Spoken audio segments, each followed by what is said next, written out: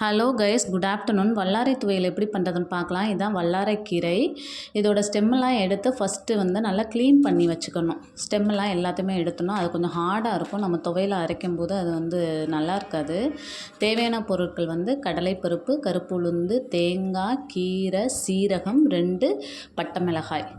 கடாயில் எண்ணெய் ஊற்றி எண்ணெய் வந்து நல்லா காஞ்சதும் சீரகம் போடணும். சீரகம் நல்லா பொரிஞ்சதும் கடலைப்பருப்பு போடணும். கடலைப்பருப்பு, கருப்பு உளுந்து எடுத்து வச்சுருக்கிற கருப்பு உளுந்து 2ஐயும் நல்லா வறுக்கணும். நல்ல வாசம் வரும். உளுந்து வறுக்கும்போது நல்லா வாசம் வரும். வறுத்து முடித்தோடனே 2 பட்டை மிளகாய் எடுத்துருக்கோம்ல, அதையும் எடுத்துக்கணும்.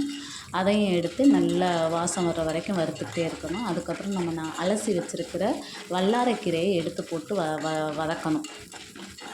நல்லா அந்த கீரை வேகிற வரை வதக்கணும். கலர் மாறிடக்கூடாது.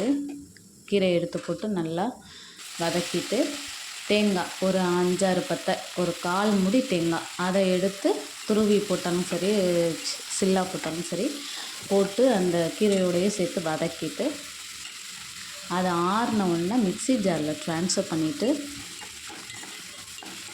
மிக்ஸி ஜாரில் ட்ரான்ஸ்ஃபர் பண்ணிவிட்டு தண்ணி ஊற்றி, தேவையான அளவு தண்ணி ஊற்றி உப்பு போட்டு நல்லா கிரைண்ட் பண்ணிடணும்.